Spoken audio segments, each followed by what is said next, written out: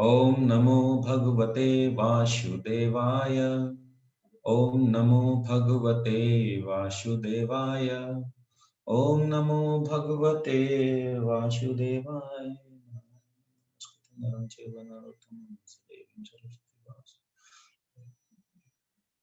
हरे कृष्णा।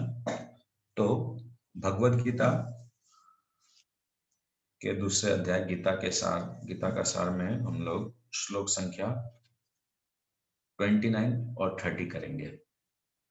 तो कल हम लोगों ने देखा कि भगवान पुनः एक बार अर्जुन महात्मा को यकीन दिलाते हैं, संतुष्टि करवाते हैं कि ये जो आत्मा है, ये आत्मा अखंडित है, अधुलनशील है, इसको जलाया नहीं जा सकता, सुखाया नहीं जा सकता, ये शाश्वत है, सर्वव्यापी है, अविकारी है, स्थिर है तथा सदैव एक साथ रहने वाला है।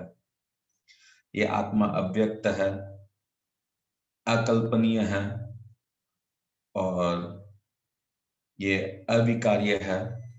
इस प्रकार विभिन्न बातें भगवान जो है अर्जुन महात्मा को बोलते हैं, ताकि अर्जुन महात्मा के कोई भी मिसअंडरस्टैंडिंग नहीं रहे, कोई भी उसके मन के अंदर ऐसा धारणा नहीं रहे कि ये आत्मा जो है ये नित्य नहीं है, शाश्वत नहीं है। फिर भगवान आगे बोलते हैं 26 नंबर श्लोक, मतलब 26, 27, 28 इन 3 श्लोकों में भगवान ये बोलते हैं अर्जुन महात्मा को कि सपोज तुम अगर ये समझता है कि आत्मा के स्तर पे भी अगर तुम नहीं सोचता, तुम सपोज शरीर के स्तर पे सोचता है, तब भी तुमको दुख करने का कोई कारण नहीं है।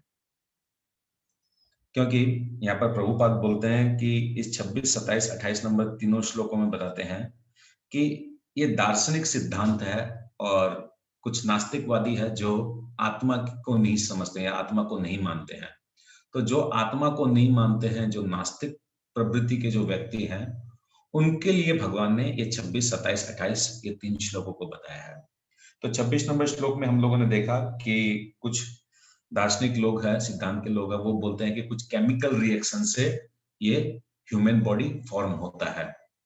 तो ठीक है, अगर ये भी मान लेते हैं कि ह्यूमन रिएक्शन से अगर बॉडी फॉर्म होता है, तब भी दुख करने का कोई कारण नहीं है, क्योंकि केमिकल वापस केमिकल में जाके मिक्स हो जाएगा, वापस पुनः और बॉडी बन जाएगा।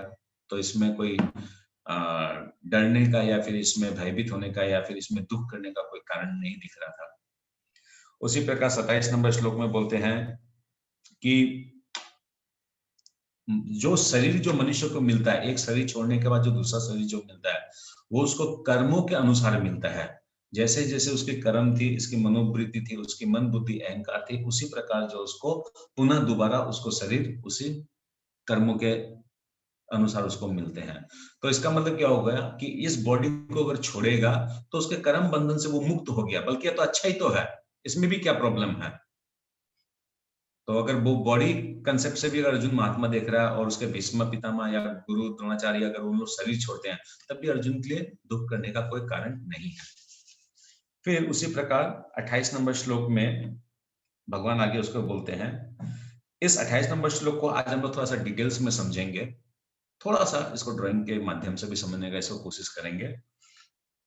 इस श्लोक में क्या है, इस श्लोक को हम लोग 2 टाइप से समझने की कोशिश करेंगे। एक तो पहला इस श्लोक को ऐसे समझने की कोशिश करेंगे कि जीव आत्मा के स्तर पर, और दूसरा शरीर के स्तर पर। शरीर के स्तर पर इसको ऐसे समझेंगे कि सपोज ये शरीर जो है ये 5 महाभूतों से बना हुआ है, और ये शरीर जो है सपोज नहीं दिखता, कोई चीज नहीं दिखता है, तो उसको हम लोग क्या समझ ले, वो अव्यक्त है, कि वो नहीं था और काल क्रम में वो होगा, यानी जब हम लोग को दिखेगा यानी तब वो शरीर था, और वापस जब वो शरीर नहीं दिखेगा फ्यूचर में, इसका मतलब वापस वो अव्यक्त हो गया। तो इसके लिए तो कोई दुखी होने का कारण नहीं है। शरीर नहीं दिख रहा है तो नहीं है, खत्म चैप्टर। दिख रहा है तो है, वापस जब नहीं दिखेगा वापस फिनिश चैप्टर। दुख का कहां रीजन था इसके अंदर में, दुख का तो कोई रीजन नहीं है। और इसको अल्टरनेटिवली और एक तरीका से हम लोग समझने की कोशिश करेंगे कि सपोज हम लोग जीव के स्तर पर देखते हैं, आत्मा के स्तर पर देखते हैं, तो आत्मा के स्तर पे हम लोग को फिर क्या दिखाई देता है कि आत्मा जो है ये ब्रह्मांड बनने के पहले, ब्रह्मांड सृजन होने के पहले भी था, ब्रह्मांड जब सृजन हुआ तब भी है, और ब्रह्मांड जब नष्ट होगा तब भी ये रहेगा।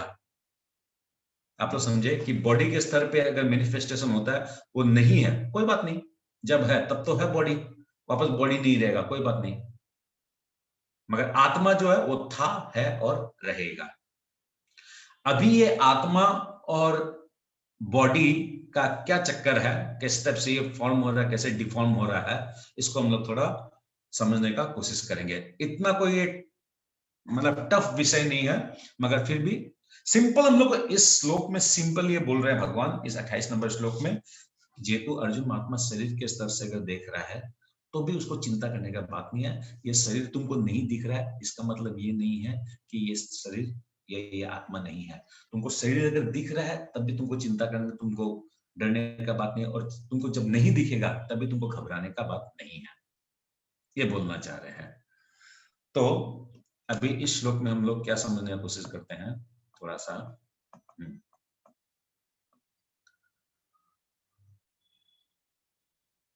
ओके। आप लोग को सबको जैसे पहले भी बताया जा चुका है, इस पहला वाला फोटो में देखिए आप लोग कि भगवान श्री कृष्ण गोलोक वृंदावन धाम में है। भगवान श्री कृष्ण के शक्तियों के माध्यम से ही महाविष्णु का उत्पन्न या प्राकट्य होता है।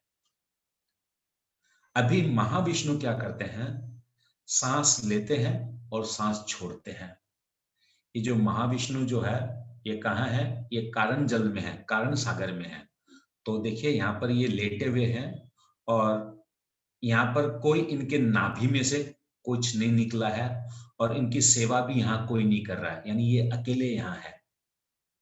और इनका शरीर शास्त्रों में बताया गया इतना विशाल है इनका शरीर कि इनका आधा शरीर तो कारण जल में रहता है और आधा शरीर कारण जल के ऊपर रहता है।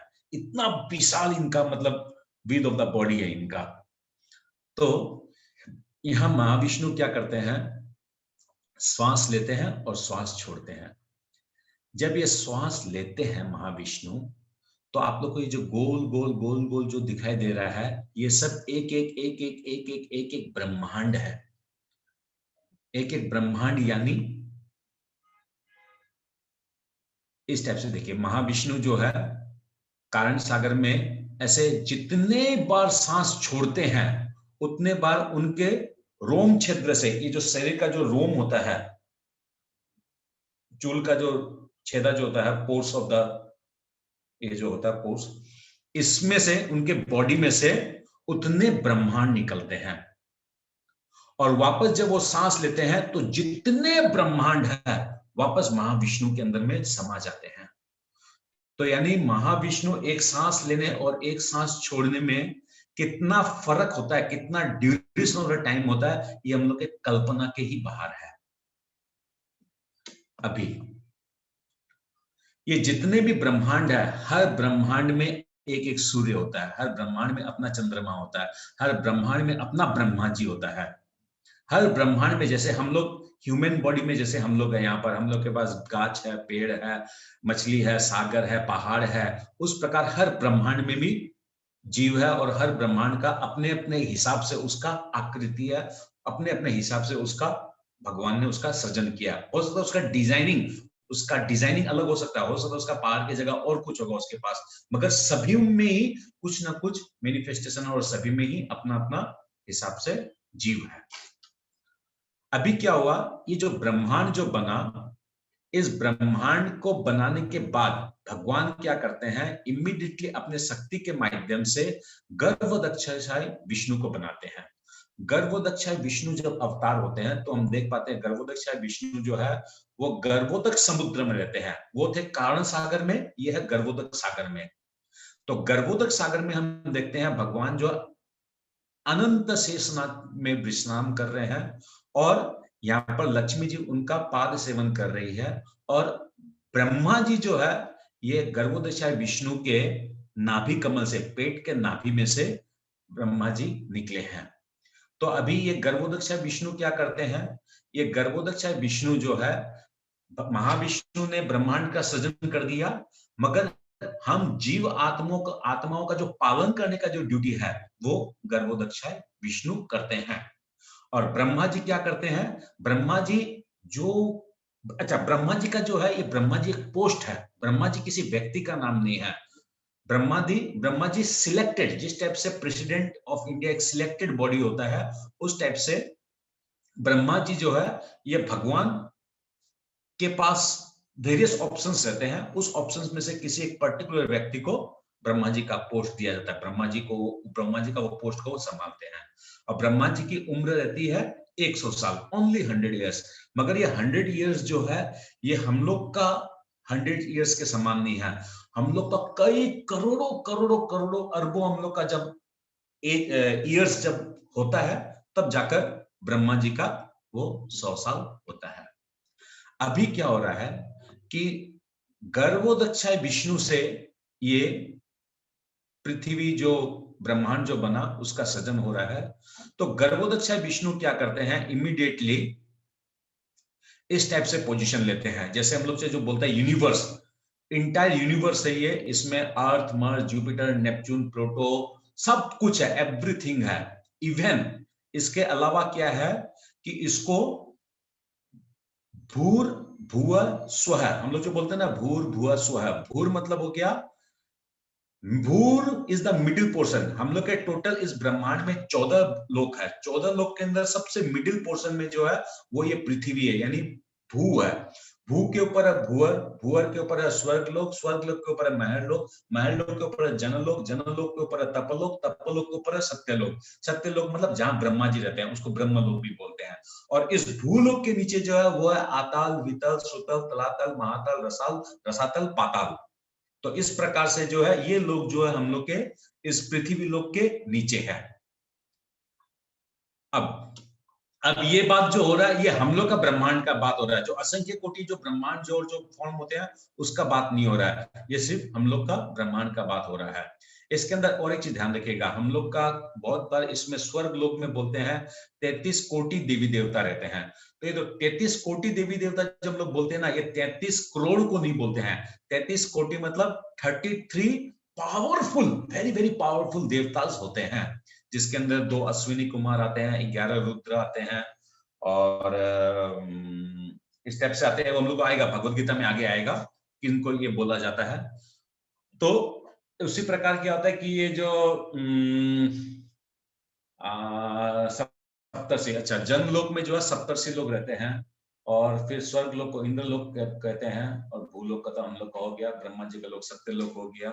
अतल, वितल, सुतल, तलातल, रसातल, और पाताल, पाताल में जो है पितृलोक के पास में है। ठीक है, ये हो गया। अभी ये जो 14 भुवन जब बना, अब यहां से हम लोग को समझने का विषय आ गया है।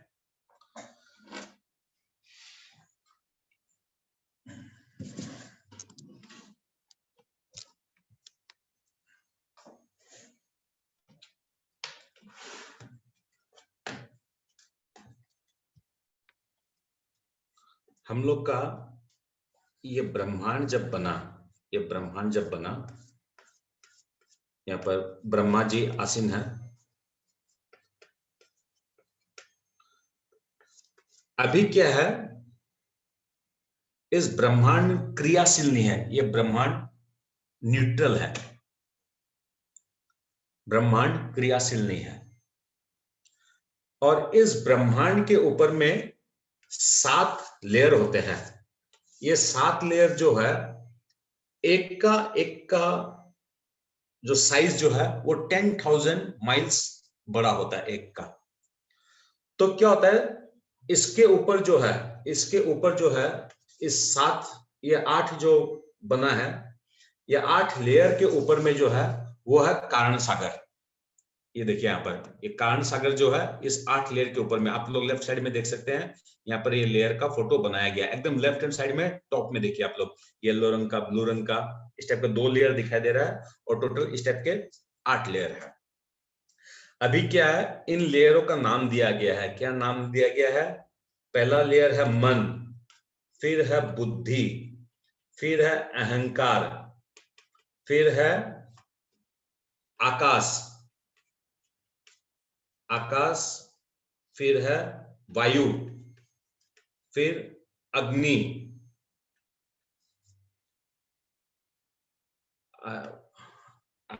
आकाश, वायु, अग्नि, जल, फिर जल और फिर पृथ्वी। ठीक है, पृथ्वी। इस टाइप से ये 8 ठो इस ब्रह्मांड के बाहर 8 ठो लेयर है। अभी क्या है, दो सिचुएशन, ए सिचुएशन, बी सिचुएशन। एक हो गया प्रलय, एक हो गया महाप्रलय। प्रलय जो होता है ये हर युग में होता है। प्रलय हर युग में होता है। युग मतलब सतयुग, द्वापर युग, त्रेता युग, कलयुग। ये जब युग जब फिनिश हो गया तो कलयुग जब खत्म हो जाएगा तब एक बार प्रलय होता है। और महाप्रलय, महाप्रलय कब होता है, जब ब्रह्मा जी का 100 साल जब कंप्लीट हो जाता है तब महाप्रलय होता है। इन दो प्रलय के बीच में और एक प्रलय होता है, जब ब्रह्मा जी का एक दिन जब समाप्त होता है, मतलब ब्रह्मा जी का 24 आवर्स का होता है एक दिन, तो वो क्या था, 12 घंटा वर्क करते हैं और 12 घंटा सोते हैं। तो 12 घंटा काम करने के बाद एक और प्रलय होता है, और जब वो वापस जब जगते हैं तब वापस क्रिया चालू होती है। कैसे कैसे क्रिया चालू होती है वो हम लोग अब समझेंगे। अभी क्या होता है, सारे जीव जो है, हम लोग महाप्रलय का फर्स्ट लेते हैं, फर्स्ट महाप्रलय से स्टार्ट करते हैं। महाप्रलय मतलब 3 गुण, सतोगुण, रजोगुण, तमोगुण, ये एकदम न्यूट्रल फेज में है, कोई क्रिया नहीं है। यहां पर भी कोई क्रिया नहीं है, यहां पर भी कोई क्रिया नहीं है, सब न्यूट्रल है। अभी क्या होता है, भगवान श्री महाविष्णु जब इच्छा करते हैं, जब उनकी इच्छा होती है, तब वो क्या करते हैं, हम जितने भी जीव आत्मा है, जितने भी क्वांटिटी वाइज हम लोग जितने भी जीव आत्मा है, उन सब जीव आत्मा को भगवान जो है इस महत तत्व में छोड़ देते हैं, इस पॉइंट पे छोड़ देते हैं। इस पॉइंट पे छोड़ने के साथ साथ क्या होता है, ये 3 गुण इमीडिएटली एक्टिवेट हो जाता है। जैसे ही भगवान इस महत्व में सारे आत्माओं को छोड़ देते हैं, ये हमारे जो 3 गुण है, सत्वगुण, रजोगुण, तमोगुण, ये इमीडिएटली एक्टिवेट हो जाते हैं। और एक्टिवेट होने के साथ साथ क्या होता है, कभी रजोगुण कम, कभी तमोगुण ज्यादा, कभी सतोगुण कम, सभी सतोगुण ज्यादा, इस टाइप से ये विभिन्न टाइप की परिस्थितियां ले लेती है।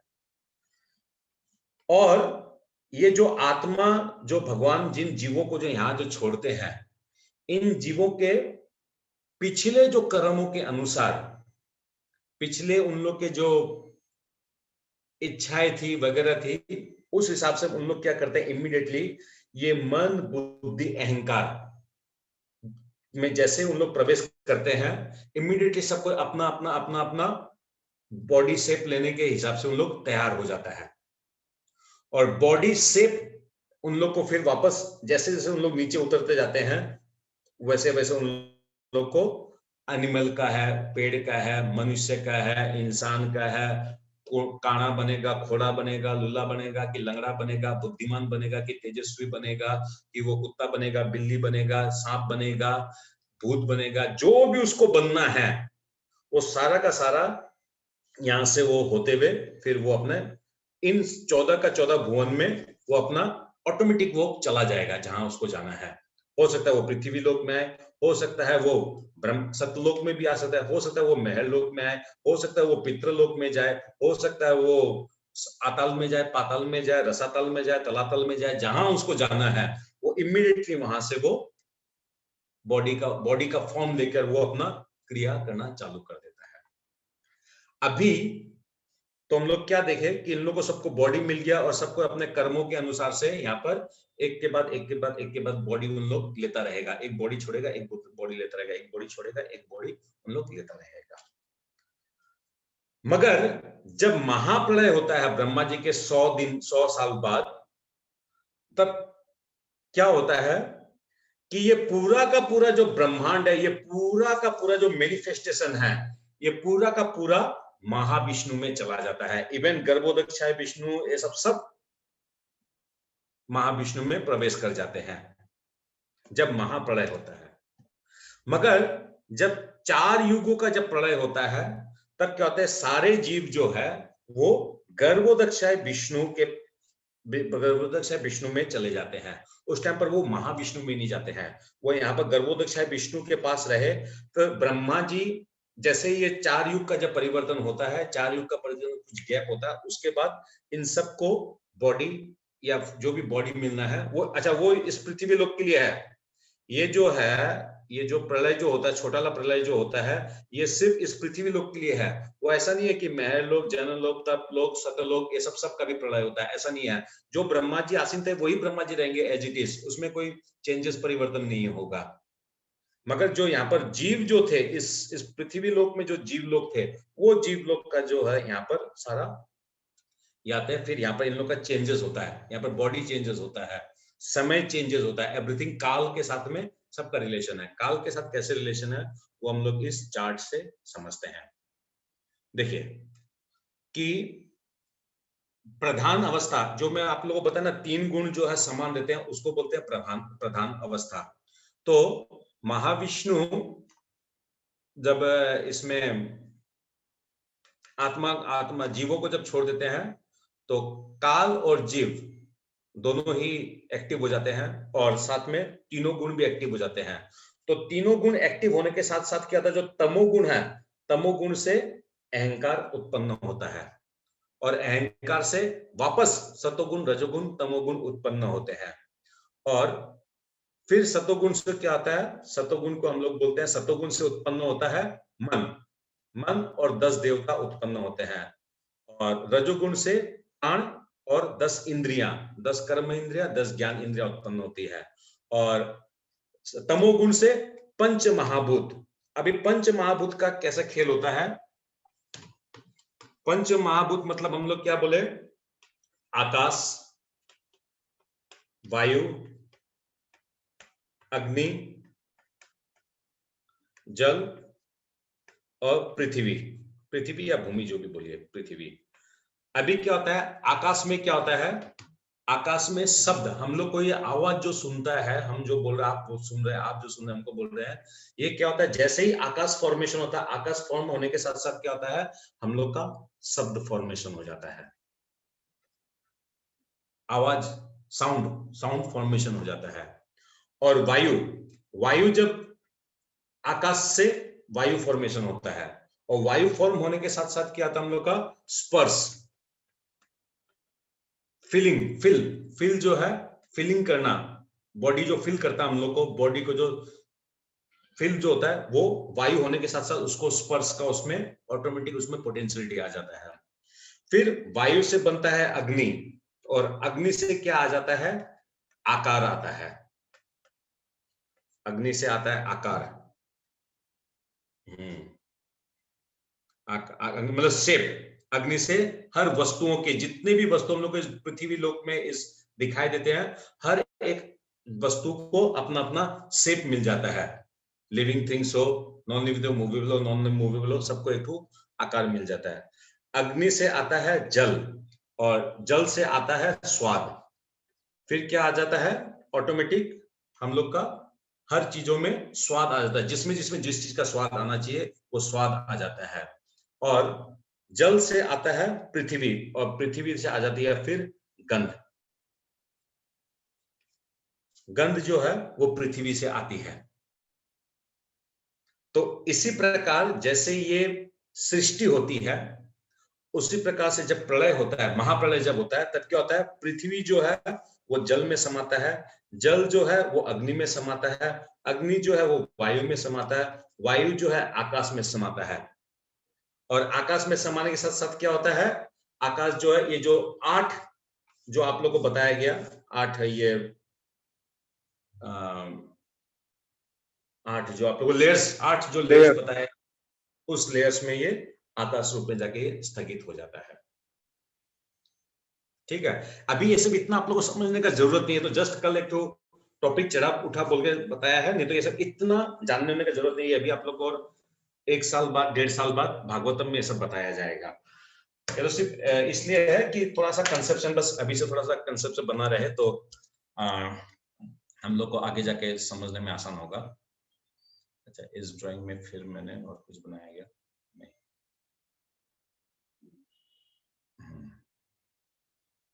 अच्छा, ये और एक चीज है। अच्छा, ये बाद में कभी बनाऊंगा। फिर अभी हम लोग क्या देखें कि गर्भोदक्षाय विष्णु हो गए। अभी गर्भोदक्षाय विष्णु से एक चीज और हम लोग को समझना पड़ेगा। फिर गर्भोदक्षाय विष्णु के शक्ति रूप में ही आते हैं क्षीरोदक्षाय विष्णु। क्षीरोदक्षाय विष्णु क्या रहते हैं? ये हम सब जीव में परमात्मा रूप में रहते हैं, और जितने भी एटॉम है, हर एटॉम के अंदर में भी क्षीरोदक्षाय विष्णु रहते हैं। तो ये सृष्टि जो है मोरलेस कैसे बनता है, आप लोग को जस्ट एक समझाने के लिए था। इससे आप लोग को इतना विशेष जानने का इसमें नहीं है, और कुल मिला के प्रूफ ये करना था कि ये जो जड़ जगत जो है, ये जगत भी रहता है, रहता था, रहता है और रहेगा। क्या ये जगत फिनिश हुआ? क्या जगत तो फिनिश नहीं हुआ, जगत तो रहा, मगर उसको वापस इसको सृजन करने के लिए इसकी पद्धति अलग है।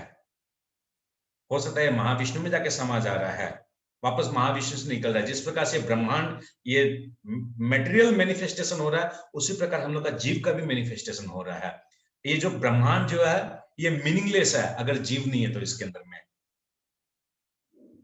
तो इसका मतलब ये प्रकृति जो है ये मिथ्या नहीं है, टेम्पोररी है ये, क्योंकि ये टेम्पोररी है, कुछ समय के लिए रहता है, उसका हो सकता है ये महाविष्णु में समा जाता है, टेम्पोररी है, बट इट इज नॉट मिथ्या, इट इज ट्रू। उसी प्रकार जीव आत्मा जो है वो अव्यक्त अवस्था में रह सकता है, मगर वो व्यक्त होता है, फिर वापस वो अव्यक्त हो सकता है, बट दैट डजंट मीन कि वो उसकी आइडेंटिटी खत्म हो जाती है।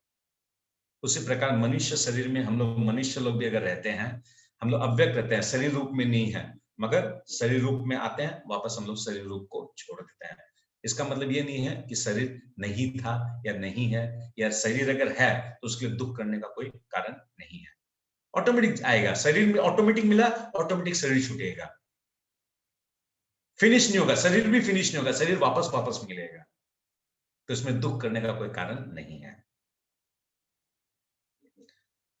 थोड़ा सा आप लोग कंफ्यूजन होंगे, इसको थोड़ा सा खुद को भी थोड़ा पढ़ना पड़ेगा। और ये अभी अभी तो आप लोग बहुत रॉ है, अभी ये चीज इतना समझने का नहीं, ऐसे जस्ट थोड़ा सा बताने के लिए, बाकी धीरे धीरे जैसे जैसे आगे बढ़ते जाएंगे तो और क्लियर होगा। अभी सिर्फ थोड़ा सा जो बेसिक आप लोग विजुअलाइज करके जो समझे हैं वही आप लोग थोड़ा ध्यान में रखिए। ओके, अब हम लोग 29 नंबर श्लोक में लेते हैं। 29 नंबर श्लोक में क्या बोलते हैं? आश्चर्यवत् पश्यति कश्चिदन्नम् आश्चर्य वदति तथैव चान्य आश्चर्यवत् च एनम्यः शृणोति सुप्तवाप्येनं वेद न चैव कश्चित्। ठीक नहीं हुआ पढ़ने में। प्रभु जी मैं पढ़ूं? आश्चर्य पश्यति कश्चिदन्नम् आश्चर्य वदति तथैव चान्य आश्चर्यवच्चन्मन्यः शृणोति श्रुत्वा वैनं वेद न चैव कश्चित्। ओके, ठीक है। कोई आत्मा को आश्चर्य से देखता है, कोई इसे आश्चर्य की तरह बताता है, तथा कोई इसे आश्चर्य की तरह सुनता है, किंतु कोई कोई इसके विषय में सुनकर भी कुछ नहीं समझ पाते। तो कोई कोई इसके विषय में सुनकर भी कुछ नहीं समझ पाते। ये अत्यंत मूर्ख प्रवृत्ति के लोग हैं, या फिर जो हम लोग बोलते हैं कि दार्शनिक लोग हैं। आप बड़े बड़े फिलोसोफर, साइंटिस्ट, उनके पास जाइए, उनको भगवत गीता दीजिए, उनको आत्मा के विषय में बताइए, वो सब कुछ सुन लेंगे, सब कुछ समझ लेंगे, मगर at the end of your meeting उन लोग ये क्या बोलेंगे कि ऐसा नहीं है, आत्मा को हम लोग जब देखा ही नहीं है तो हम लोग आत्मा को क्यों विश्वास करें। तो यहाँ क्या बोल रहे हैं भगवान, कोई आत्मा को आश्चर्य से देखता है, कोई इसे आश्चर्य की तरफ बताता है, तथा कोई इसे आश्चर्य की तरह सुनता है। ये आश्चर्य क्या है? ये आश्चर्य ये है कि एक आत्मा कैसे पॉसिबल है। लोग जो आश्चर्य होते हैं वो क्यों, क्या चीज में आश्चर्य होते हैं कि हाउ इज इट पॉसिबल, जो आत्मा चींटी में है, यानी चूल के अग्र भाग के 10,000वां भाग का एक भाग का साइज वाला आत्मा जो चींटी के अंदर है, वही आत्मा एक बहुत बड़ा ओशन, समुद्र में रहने वाला जो व्हेल मछली है, उसके अंदर भी सेम साइज का वही आत्मा कैसे हो सकता है। ये आश्चर्य का बात है कि वो चींटी का वो आत्मा, चींटी के अंदर भी वैसे ही वो क्रियाशील है चींटी उस आत्मा के कारण, और वही व्हेल के अंदर भी अगर वो आत्मा है तो वो व्हेल भी क्रियाशील है। How is this possible? तो आत्मा में क्या इतना शक्ति है कि वो 300 टन का जो व्हेल मछली है उसको भी वो कंट्रोल कर सकता है, उसको भी वो चलायमान करता है। ये आश्चर्य का विषय है। ठीक है, इसको आगे पढ़ेंगे। ये पढ़िए, सीमा मालिया माता जी पढ़िए। हाँ, हरे कृष्ण प्रभु। तात्पर्य, चूंकि गीतोपनिषद उपनिषदों के सिद्धांत पर आधारित है, अतः कठोपनिषद में 1.2.7 इस श्लोक का होना कोई आश्चर्यजनक नहीं है। श्रवण्यापि बहुभिर्यो न लभ्य शृण्वन्तो अहपि बहवो यं न विद्युः आश्चर्यो वक्ता कुशलोस्य लब्धा आश्चर्योस्य ज्ञाता कुशलानुष्टिः। विशाल पशु, विशाल वट वृक्ष तथा 1 इंच स्थान में लाखों करोड़ों की संख्या में उपस्थित सूक्ष्म कीटाणुओं के भीतर अणु आत्मा की उपस्थिति निश्चित रूप से आश्चर्यजनक है। अल्पज्ञ तथा दुराचारी व्यक्ति अणु आत्मा के स्फुलिंग के चमत्कारों को नहीं समझ पाता, भले ही उसे बड़े से बड़ा ज्ञानी जिसने विश्व के प्रथम प्राणी ब्रह्मा को भी शिक्षा दी हो क्यों न समझाए। वस्तुओं के स्थूल भौतिक बोध के कारण इस युग के अधिकांश व्यक्ति इसकी कल्पना नहीं कर सकते कि इतना सूक्ष्म कण किस प्रकार इतना विराट तथा इतना लघु बन सकता है। अतः लोग आत्मा को उसकी संरचना या उसके विवरण के आधार पर ही आश्चर्य से देखते हैं। इंद्र तृप्ति की बातों में फंसकर लोग भौतिक शक्ति यानी माया से इस तरह मोहित होते हैं कि उनके पास आत्मज्ञान को समझने का अवसर ही नहीं रहता। यद्यपि यह तथ्य है कि आत्मज्ञान के बिना सारे कार्यों का दुष्परिणाम जीवन संघर्ष में पराजय के रूप में होता है। संभवतः उन्हें इसका कोई अनुमान नहीं होता कि मनुष्य को आत्मा के विषय में चिंतन करना चाहिए और दुखों का हल खोज निकालना चाहिए। ऐसे थोड़े से लोग जो आत्मा के विषय में सुनने के इच्छुक है, अच्छी संगति पाकर भाषण सुनते हैं, किंतु कभी-कभी अज्ञानवश में परमात्मा तथा अणु आत्मा को एक समझ बैठते हैं। ऐसा व्यक्ति खोज पाना कठिन है, जो परमात्मा, अणु आत्मा, उनके पृथक पृथक कार्यों तथा संबंधों एवं अन्य विस्तारों को सही ढंग से समझ सके। इससे अधिक कठिन है ऐसा व्यक्ति खोज पाना जिसने आत्मा के ज्ञान से पूरा पूरा लाभ उठाया हो और जो सभी पक्षों से आत्मा की स्थिति का सही सही निर्धारण कर सके। किंतु यदि कोई किसी तरह से आत्मा के इस विषय को समझ लेता है तो उसका जीवन सफल हो जाता है। इस आत्मज्ञान को समझने का सरलतम उपाय यह है कि अन्य मतों से विचलित हुए बिना परम प्रमाण भगवान श्री कृष्ण द्वारा कथित भगवत गीता के उपदेशों को ग्रहण कर लिया जाए। किंतु इसके लिए भी इस जन्म में या पिछले जन्मों में प्रचुर तपस्या की आवश्यकता होती है, तभी कृष्ण को श्री भगवान के रूप में स्वीकार किया जा सकता है। पर कृष्ण को इस रूप में जानना शुद्ध भक्तों और अहेतु की कृपा से ही होता है, अन्य किसी उपाय से नहीं। हरे कृष्ण। हरे कृष्ण। यहाँ पर एक बात बोला गया है सेकंड लास्ट पैराग्राफ के अंदर में, ऐसा व्यक्ति खोज पाना कठिन है जो परमात्मा, अणु आत्मा, उनके पृथक पृथक कार्य तथा संबंधों एवं अन्य विस्तारों को सही ढंग से समझ सके। भगवान कृष्ण भगवत गीता में 14 चैप्टर ना 15 चैप्टर किसी एक में बताए हैं कि जो व्यक्ति आत्मा, परमात्मा और भगवान इन तीन वर्ड को जो समझ ले और इन तीनों में डिफरेंस क्या है ये समझ ले, वो भगवान के परम धाम को प्राप्त होता है। पूरा भगवत गीता में खूब चैंपियन हम लोग को बनने का जरूरत ही नहीं है। वो श्लोक संख्या मेरे को ध्यान में नहीं है कौन सा है, तो 14 में ना 15 चैप्टर ऐसे किसी एक में है। भगवान क्लियरली बोल रहे हैं आत्मा क्या है इसको समझ लो, परमात्मा क्या है इसको समझ लो, प्रकृति क्या है इसको समझ लो, भगवान क्या है इसको समझ लो, हो जाएगा। बाकी क्या करना मैं कर दूंगा, टेंशन लेने की जरूरत नहीं है। आप लोग ये चार वर्ड को आप लोग लिखिए और ये चार वर्ड पे ही सारा भगवत गीता है। पहला है आत्मा, फिर है परमात्मा, फिर प्रकृति और फिर भगवान।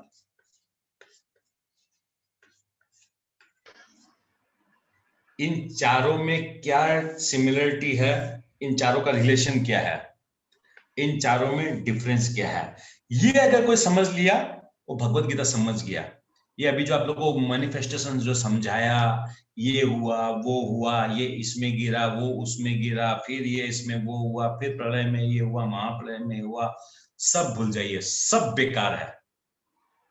ये चार को अगर समझे तब हो गया जीवन मोक्ष, मोक्षगामी जीवन हो गया। अगर ये चार को नहीं समझे और बाकी फिलोसॉफिकल सब समझ लिए तो बेकार है।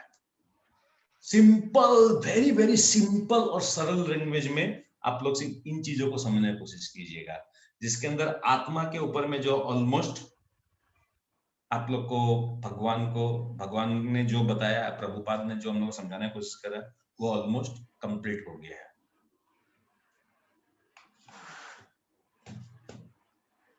परमात्मा के ऊपर आएगा, परमात्मा के ऊपर। हरे कृष्ण प्रभु जी, बोर्ड नहीं दिख रहा है क्लियर। अब दिखा गया? जी जी। तो आप लोग बोले नहीं, मैं तो तब से लिख रहा हूँ। शुरुआत से आप लोगों को बोर्ड नहीं दिखा गया? वो नहीं प्रभु जी, अभी नहीं दिख रहा है खाली। Your screen share is paused. क्या? Screen sharing is paused. क्या? स्क्रीन तो दिख रहा है प्रभु जी, गर्भोदक्षा दिख रहा है। हरे कृष्ण दिख रहा है। लास्ट तक नहीं दिख रहा है प्रभु जी, लास्ट। प्रभु जी बाहर निकल गए क्या? हाँ दिख रहा है। हाँ प्रभु जी अभी दिख रहा है। मैं आप लोग को मैं बोला हूँ अभी दिख रहा है प्रभु जी, अभी दिख रहा है।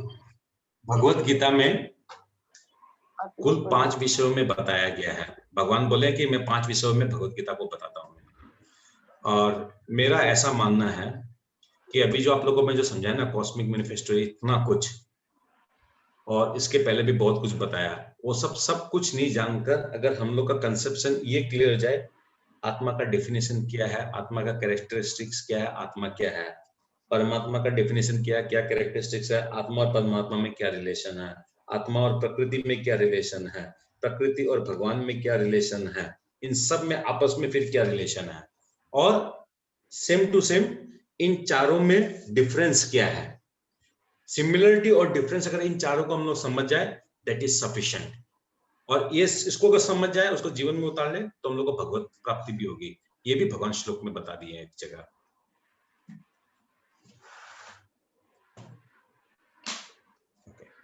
तो इसलिए क्या है कि ये भगवत गीता के लिए कोई आईआईटी प्रोफेसर, इंजीनियर, हम लोग को बीटेक एमटेक होने का जरूरत नहीं है। सिंपल भाषा में हम लोग यहाँ पर डिस्कशन करेंगे और इन 4 वर्डों को हम लोग समझने का कोशिश करेंगे फ्यूचर में, ताकि बस ये 4 समझ में आ गया, दैट्स ऑल। उसके अलावा ज्यादा हम लोग को चैंपियन बनने का जरूरत नहीं है। ओके, 30 नंबर श्लोक। देहिं नित्यम अवद्ययम् देहे सर्वस्य भारत तस्मात् सर्वाणि भूतानि न तम सोच तुम हरहसी। हे भरतवंशी, शरीर में रहने वाले देही का कभी भी वध नहीं किया जा सकता, अतः तुम्हें किसी भी जीव के लिए शोक करने की आवश्यकता नहीं है। तो भगवान कृष्ण अभी क्या कर रहे हैं, लास्ट का श्लोक, द फाइनल कंक्लूजन जो है दे दिया आत्मा के ऊपर में, कि तुमको अगर शोक करना है, तुम देह पे कर रहे थे, मगर मैं तुमको बता दिया देह पर शोक करने का कोई कारण ही नहीं है।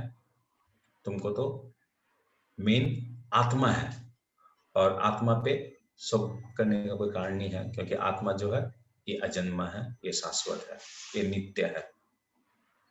और आत्मा को ना मारा जा सकता है, ना काटा जा सकता है, ना जलाया जा सकता है, ना सुखाया जा सकता है।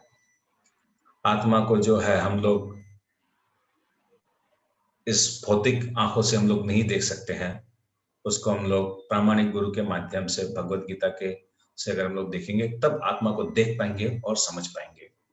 यानी इन सारे विषयों के ऊपर में अर्जुन महात्मा को भगवान सब कुछ विस्तार रूप में बता देते हैं, और साथ में ये भी उसको क्लियर कर देते हैं कि तुम अगर सोचते हो कि सपोज तुम अगर सोचते हो कि शरीर है, तब भी शरीर के लिए भी दुख करने का कोई कारण नहीं है, क्योंकि शरीर तुमको नहीं दिखता है, और जब तुमको दिखता है और तुमको वापस नहीं दिखता है, इसका मतलब शरीर आना जाना का चक्कर है।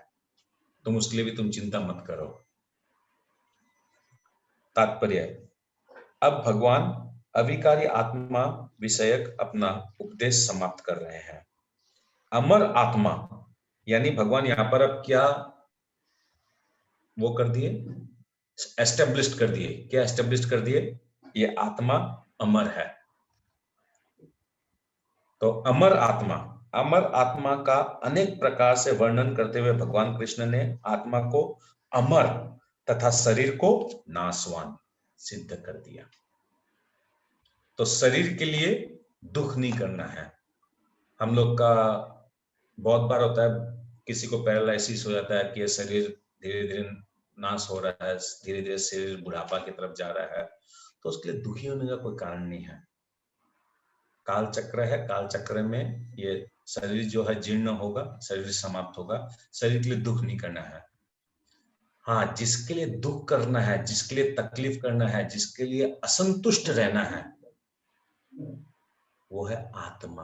कि हम आत्मा को अगर क्लीन नहीं किया, हम आत्मा को ज्ञानवान नहीं बनाया, हम आत्मा का उन्नति नहीं किया, हम आत्मा को भगवान से मिलाने का कोशिश नहीं किया, तो वो मेरा दुख का कारण है, वो मेरा सोचने का कारण है। बाकी शरीर के लिए इसको टेंशन लेने का दरकार नहीं है। ये शरीर ऑटोमेटिक समय कालक्रम के साथ में समाप्त हो जाएगा। अतः क्षत्रिय होने के नाते अर्जुन को इस भय से कि युद्ध में उसके पितामह भीष्म तथा द्रोण मर जाएंगे, अपने कर्तव्य से विमुख नहीं होना चाहिए। कृष्ण को प्रमाण मानकर भौतिक देह से भिन्न आत्मा का पृथक अस्तित्व स्वीकार करना ही होगा। कृष्ण को प्रमाण मानकर भौतिक देह से भिन्न आत्मा का पृथक अस्तित्व स्वीकार करना ही होगा। यह नहीं कि आत्मा जैसी कोई वस्तु है ही नहीं, या कि जीवन के लक्षण रसायनों की अंतक्रिया के फलस्वरूप एक विशेष अवस्था में प्रकट होती है। यद्यपि आत्मा अमर है, किंतु इससे हिंसा को प्रोत्साहन नहीं किया जाता। अब ऐसा नहीं हो कि आप लोग को या मेरे को प्रभुपाद ये बता दिए कि आत्मा अमर है, तो कल से हम लोग सबको मर्डर करना चालू कर दे, क्योंकि आत्मा तो अमर है भैया, तुम्हारा शरीर तो ऐसे ही है, शरीर में तो नाश होगा, ये तो बोला ही है भगवान, तो चलो हम लोग हिंसा करना चालू कर देता है। नहीं, ये हिंसा के लिए यहाँ पर नहीं बोला गया है। फिर भी युद्ध के समय हिंसा का निषेध नहीं है। युद्ध के लिए हिंसा का निषेध क्यों नहीं है? क्योंकि युद्ध जो है वो क्षत्रियों द्वारा लड़ा जाता है, और युद्ध जो है प्रजा के लिए और राजा के लिए किया जाता है, क्योंकि तब इसकी आवश्यकता रहती है। ऐसी आवश्यकता को भगवान की आज्ञा के आधार पर उचित ठहराया जा सकता है, स्वच्छ से नहीं। खुद की इच्छा से हम लोग किसी को मार देंगे, काट देंगे, ऐसा नहीं चलेगा। अगर भगवान कृष्ण की इच्छा से हो रहा है, या फिर नॉर्मल भी कोई अगर युद्ध अगर हो रहा है जिसका कोई टेरिटरी को कोई समस्या है या प्रजा की कोई समस्या है तो वो ओके, उसमें अगर कोई किसी को अगर मार भी दिया तो उसको जेल, फांसी या कोर्ट कचहरी नहीं होगा। तो ठीक है, हम लोग 30 नंबर श्लोक तक आज करेंगे और नेक्स्ट क्लास से हम लोग सकाम कर्म और निष्काम कर्म पे जाएंगे। सकाम कर्म शायद 6-7 श्लोक है।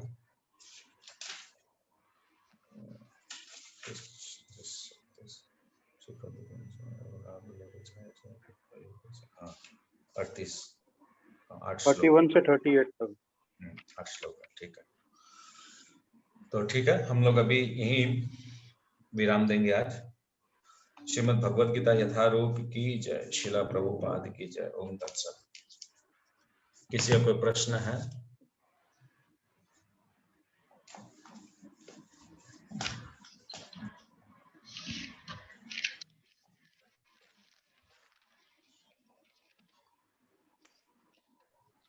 हरे कृष्ण प्रभु जी। हरे कृष्ण प्रभु जी। हरे कृष्ण प्रभु जी। हरे कृष्ण प्रभु जी। इस टाइप से और अगर आप 5-6 बार बोलेंगे तो 108 बार हो जाएगा। हरे कृष्ण प्रभु जी। हरि बोल प्रभु जी। हरे कृष्ण। अरे रूपेश प्रभु भी क्या? रूपेश प्रभु के दर्शन हो गए। आप रूपेश प्रभु करीब 15-20 दिन बाद आएंगे आज आप? हरे कृष्ण प्रभु जी। हरे कृष्ण। पुनः माता जी बोलिए। हाँ प्रभु जी, 3-4 दिन पहले एक परसों एक तो था कि आपने बोला था कि कृष्ण से हम 5 प्रकार के संबंध से निभा सकते हैं, 5 प्रकार से संबंध निभा सकते हैं। जैसे आपने मीरा का एग्जाम्पल दिया था कि मीरा का जो कृष्ण से वो हस्बैंड के रूप में संबंध निभाया गया, तो वो 5 प्रकार के कौन कौन से संबंध होते हैं? नहीं, मैं ये बोला कि मीरा ने वो संबंध निभाया। मीरा मतलब क्या, उस प्रकार मीरा पति रूप में पाना चाहती थी। हाँ। ठीक है, हम लोग, आप लिखिए, सब आप लिखना चालू कीजिए माता जी। जो 5 प्रकार के संबंध है, सबसे पहला है सक्रिय संबंध। सक्रिय, हाँ। सक्रिय जिसको हम लोग बोलते हैं दास्य भाव, एक्टिव। सक्रिय मतलब एक्टिव हो गया, दास्य भाव। अच्छा। फिर दूसरा है निष्क्रिय भाव यानी जो योगी जन लोग जो करते हैं, जो तपस्या करते हैं, उसको बोलते हैं निष्क्रिय, यानी इनएक्टिव या पैसिव भाव, कुछ भी लिख लीजिए आप। फिर 3 नंबर होता है सखा भाव मतलब जो अर्जुन महात्मा के साथ जो भगवान का जो संबंध था, फ्रेंडली सखा भाव। चौथा जो है उसको बोलते हैं, सुदामा के साथ भी तो था ना वो सखा भाव। यस सुदामा भाव, यस सुदामा भी आएगा। फिर आता है हम लोग का वात्सल्य भाव मतलब क्या होता है कि जिस प्रकार यशोदा माँ, नंद बाबा माँ पिता के रूप में भगवान को प्रेम किए, भगवान की सेवा किए, उसको बोलते हैं वात्सल्य भाव। और फिर लास्ट में आता है वात्सल्य भाव, और फिर आता है माधुर्य भाव मतलब क्या हो गया कि जिस प्रकार गोपियों ने, राधा रानी ने, रुक्मिणी ने, इन्होंने जैसे प्रेम किया, कॉन्जुगल, इसको इंग्लिश में कॉन्जुगल बोलते हैं। इसमें वो भी मीराबाई भी ए टाइप ऑफ आ जाएगी, क्योंकि वो भी पति रूप में उनको पाना चाहती थी। So it will come, no problem, माधुर्य रूप में। तो ये 5 प्रकार के संबंध। अच्छा, और प्रभु जी ये जो आप बोलते हैं कि प्रकृति क्या होती है? मन, बुद्धि, ये सॉरी भगवान, एक मिनट, ये आत्मा, परमात्मा, भगवान और प्रकृति, तो ये प्रकृति क्या होती है? प्रकृति भी बहुत देर है माता जी, 13 चैप्टर में आएगा। अभी तो हम लोग 2nd चैप्टर में बैठे हुए हैं, बहुत दूर है। खैर अच्छा। ऐसे आपको समझाने के लिए मैं बोल देता हूँ, ऐसे थोड़ा सा जस्ट समझने के लिए, ताकि क्या है कि ऐसे थोड़ा सा इनिशियली का कंसेप्शन क्लियर रहेगा तो आगे समझने में आसान होगा। बोर्ड आधा दिख रहा है प्रभु जी। एक सेकेंड। हाँ अभी ठीक है। ठीक है,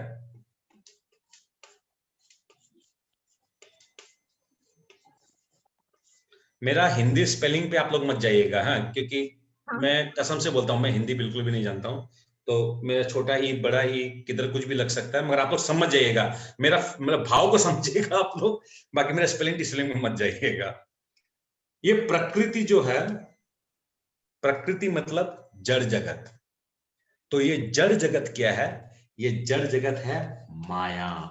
प्रकृति मतलब माया। और ये माया क्या है? माया मतलब 3 गुण। 3 गुण से ये माया बना हुआ है। 3 गुण क्या हो गया? सतोगुण, रजोगुण, तमोगुण। इन 3 गुणों से ये प्रकृति बनी हुई है। अभी फिलहाल के लिए ये समझिए। और हाँ। थोड़ा सा इससे एक ठो और कदम अगर ऊपर हम लोग चलें, एक थोड़ा सा और ऊपर, तो ये प्रकृति को क्या बताया गया है? ये हम लोग क्या देख रहे हैं कि ये ब्रह्म ज्योति है, ब्रह्म ज्योति के ऊपर ये भगवान का धाम है ना? ये नित्य धाम है ना भगवान का, ब्रह्म ज्योति के ऊपर में। तो ये क्या है? ये शाश्वत है, ये इटर्नल है ना भगवान का लोक। इस इटर्नल लोक, इस भगवान का जो लोक है, ये बैकुंठ जो भगवान का लोक है, इसका एज इट इज, इसका एज इट इज नहीं, इसका 1/4, सपोज इसका साइज है 100 स्क्वायर फीट सपोज, तो इसका 1/4 हम लोग का जो जड़ जगत जो है, ये इसका उल्टा एक वृक्ष की तरह है। और ये क्या है? इसका 1/4 हिस्सा है। इस इटर्नल जगत का ये रिफ्लेक्शन है। ये प्रकृति जो है, ये जो जड़ जगत जो है, ये जो 14 भुवन 14 लोक जो हम लोग का है, ये इस इटर्नल जगत का रिफ्लेक्शन है। दैट्स व्हाई दिस इज, ये जो जगत जो है ये क्या है? फॉल्स है। ये फॉल्स रिफ्लेक्शन, ये रिफ्लेक्शन ओरिजिनल है, मगर ओरिजिनल स्पिरिचुअल वर्ल्ड का ये फॉल्स है। ये false, this is false, this is false, this is true. समझने की कोशिश कीजिएगा। This is true, this eternal world is true, मगर दिस मेटीरियल वर्ल्ड, दिस भौतिक जगत इज फॉल्स। ये माया से बना हुआ है, ये 3 गुणों से बना हुआ है। ठीक है माता जी, फॉर द टाइम बिंग आपको ये कंसेप्शन बस आपको रखना है। हाँ।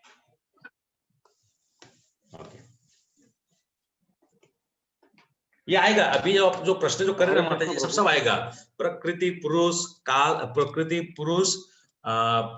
पुरुष ज्ञान ज्ञेयम, और प्रकृति पुरुष आएगा, सब आएगा, सब 13 चैप्टर में सब आएगा। 13 14 सब में सब भर्ती है।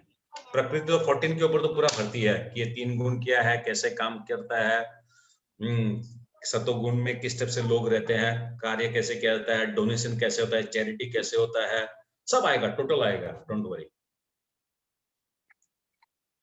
हरे कृष्णा प्रभु जी। हरे कृष्णा प्रभु। हरे कृष्णा। पूजा मारू माता जी पूछे।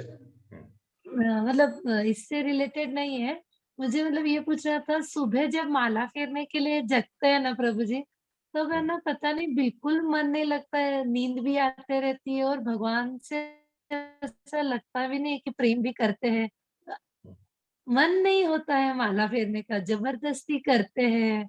तो कैसे अपन है ना, मतलब प्रेम उत्पन्न कैसे होना चाहिए भगवान से, कैसे होएगा? आपका इस प्रश्न से 1000 बार भगवत गीता कोई पढ़ ले और भगवान का माला के प्रति किसी का प्रेम हो जाए तो इक्विवेलेंट है। क्योंकि इसमें क्या होगा, भगवत गीता पढ़कर अल्टीमेटली भगवत गीता पढ़ के करना क्या है, वो माला को तो पकड़ना है। माला को जो पकड़ पाए हम लोग, इसके लिए हम लोग भगवत गीता पढ़ रहे हैं। मगर आपके मन में अगर ये प्रश्न आया तो आप अगर भगवत गीता क्लास कीजिए मत कीजिए, you have already passed Bhagavad Gita, अब उसमें कोई आपका संशय नहीं है। तो we all are trying, we all are practicing, we all are struggling, हम लोग सब कोई डेली स्ट्रगलिंग कर रहे हैं। और ये जो अभी जो मैं आपको जो माया जो बताया ना माता जी, ये माया का ही प्रभाव है कि हम लोग सतोगुण में स्थित नहीं होने के कारण हम लोग क्या है, माला पे कंसंट्रेट नहीं कर पाते हैं, भगवान को कंसंट्रेट नहीं कर पाते हैं। हम लोग एक काम कर सकते हैं, अपना जो ग्रुप है, इस ग्रुप में हम लोग जो लोग इंडिया में जो लोग रहते हैं, सुबह पे एक टाइम हम लोग फिक्स कर लिए। अभी हम लोग क्या करते हैं, एक तो भगवान का, जब हम लोग सुबह पहले जल्दी उठ जाते हैं तो इसलिए भगवान को पट खोल देते हैं, भगवान के सामने बैठे बैठकर जो है आंख खोलकर भगवान की तरफ देखते हुए हरे कृष्ण महामंत्र का जाप करते, तब क्या होता है कि नींद भी कम आता है। नो डाउट उस टाइम पर माइंड जो है ना, इस पृथ्वी का जितना बिजनेस है, जितना काम है, जितना ऑफेंडनेस है, जितना किसी से कुछ बोलना है, किसी का कुछ करना, सारा उस टाइम पर दिमाग में आता है एकदम। स्टिल हम लोग करते रहना, because we are struggling with ourselves. तो do like that, no problem. Prabhu ji एक मिनट, प्रभु जी यस प्रभु। प्रभु जी, मैं माता जी को एक चीज बताना चाह रहा था कि हम लोग अभी ये अगर गीतामृता इस ग्रुप में है, तो हम लोग इसमें क्या होता है कि भगवान से प्रेम करने के लिए या भगवान का कोई भी सेवा करने के लिए मोटिवेशन चाहिए होता है, या और नींद नहीं आने के लिए भी मोटिवेशन चाहिए, और माला करने के लिए मोटिवेशन चाहिए। वो मोटिवेशन मिलेगा जब आप भगवान की एक जब कथा सुनेंगे, तब भगवान के बारे में, जैसे वृंदावन की कथाएं हैं, मथुरा की कथाएं हैं, बहुत सी कथा है। तो जब कथा सुनने से क्या होता है, मतलब आपका जो हृदय है वो चेंज होगा, आपका इमोशनल फीलिंग बहुत हाई लेवल में डेवलप होगा। तो फिर आपका मन अपने आप लगेगा, फिर मन ऐसा लगेगा कि आप जब माला करेंगे तो उस समय भी आपको बहुत अच्छा मोटिवेशन मिलेगा। तो हम लोग गीतामृता में यूट्यूब से कुछ हम लोग डाउनलोड करके डाल सकते प्रभु हैं। जी, लेकिन है ना कथा तो अभी मतलब मैं मेरी आपको तारीफ माता जी नहीं मैं करना गारंटी चाहती हूँ, देता हूँ, लेकिन नियम से 2-3 घंटे तो हम माता जी कथा सुनते हैं। माता जी आपको गारंटी देता हूँ, अगर आप ध्यान से सिर्फ 1 ही 2 बार कथा सुन लेना, तो आपको you will cry when you pray to Krishna. ये श्योर है, गारंटी है। बट आपको सुनना चाहिए दिल से, आप अपना माइंड को थोड़ा कंसंट्रेट करके। इवन दो आपको 5 मिनट में कंसंट्रेशन बढ़ जाएगा, लेकिन आप 1-2 बार सुनिए। हम अभी यूट्यूब से हम लोग पोस्ट करेंगे ग्रुप में, अभी मैं ढूंढ के यूट्यूब से पोस्ट करता हूँ, आप सुनिएगा। क्या पोस्ट करेंगे, मैं समझ नहीं पाया। एक मिनट यूट्यूब से भगवान की कथा है ना प्रभु जी, कृष्ण भगवान की कथाएं है ना यूट्यूब में बहुत सी, तो उसमें से पोस्ट करूंगा। एक भारद्वाज जो हैं, उनके भी बहुत सी कथाएं हैं भगवान कृष्ण पे।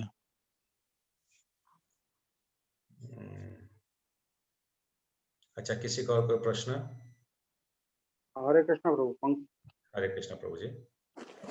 ये आज आपने जो बोला ये कि आत्मा, परमात्मा, प्रकृति और भगवान, इन चारों की समानता और असमानता जिसने समझी उसने भगवत गीता समझा, ऐसा बोला हमने।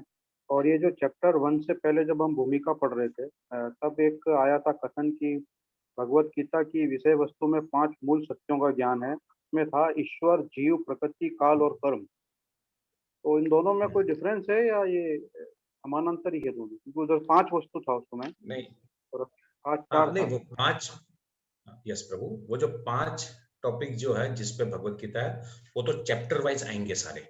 ठीक है, ठीक है, वो चैप्टर वाइज आएंगे। उसमें कर्म तो समझना ही पड़ेगा हम लोग को, कर्म क्या है, क्या नहीं है, कैसे इसका कर्म का खेल होता है। मगर कर्म का जो ये जो आपको जो 4 जो भी बताया गया है, ये मतलब क्या मेरे प्रैक्टिकल एक्सपीरियंस से मैं बताया हूँ। क्योंकि जब हम लोग प्रकृति के बारे में जब चर्चा करेंगे, जब हम लोग 3 गुण के बारे में चर्चा करेंगे, तो हम लोग का कर्म का जो पार्ट है वो 3 उस प्रकृति में आ जाएगा कि हम लोग कर्म कैसे कर रहे हैं, वो 3 गुणों के माध्यम से वो कैसे किया जा रहा है। वो मतलब वो टॉपिक जो उसके अंदर मैंने एक साथ में उसी के अंदर ले लिया कि वो वहीं समझाया जाए। चैप्टर वाइज तो आएगा, मगर हम लोग प्रैक्टिकली क्या समझना है वो वैसे उसको मैं उस स्टेप से उस चीज को लेने की कोशिश करूंगा। प्रकृति वाला मैं ले लूंगा इस चीज को। ऐसे तो कर्म पे आएगा, 3rd चैप्टर 4th चैप्टर कर्म के ऊपर में आएगा। Okay, Hare Krishna. Hare Krishna.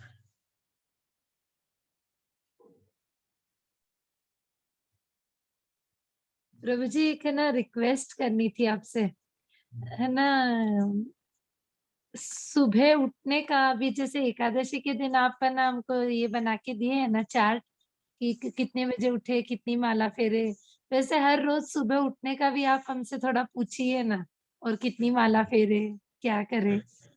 Very good. Oh my God, आप बहुत प्रैक्टिकल बात करते हैं। Very very good. ओके, ठीक है, तो हम लोग ऐसा कुछ एक तो करते हैं जिससे हम लोग वापस मॉर्निंग में, जैसे रूपेश प्रभु, ओम प्रकाश प्रभु, त्रिपुरारी प्रभु, फिर सारिका माता जी, कुमुद माता जी, ऐसे हम लोग 6-7 जन हैं जो हम लोग स्टार्ट किए थे ऐसे मॉर्निंग में इकट्ठे होकर जप करने का, तो हम लोग देखे थे, हम लोग 1.5 घंटा के अंदर में हम लोग का 16 माला कंप्लीट हो जाता था सबका, और खूब स्ट्रॉन्ग होता था।